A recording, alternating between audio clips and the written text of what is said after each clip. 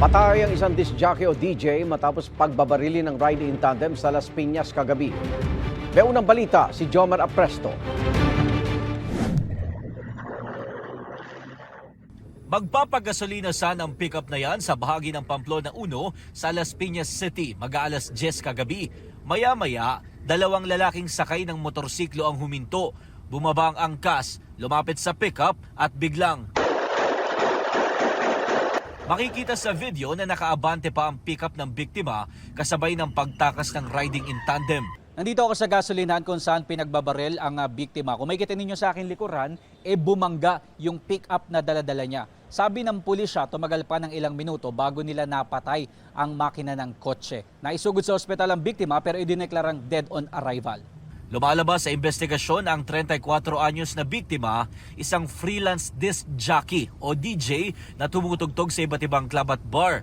Sa kuhang ito, makikita ang dugo ang biktima na may hawak na isang sachet. Before dalhin yung biktima sa ospital, anong ine-extract na siya, nagkataon meron siyang hawak na sa sachet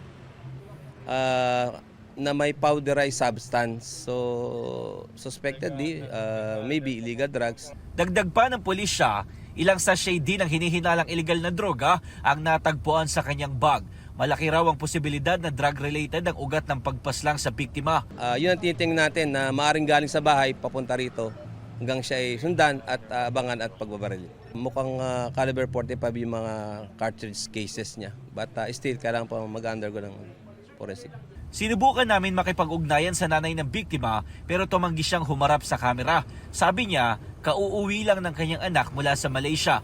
Wala raw siyang ideya kung sino ang pumatay sa kanyang anak. Patuloy ang backtracking at hot pursuit operations ng pulisya para mahuli ang mga salarin.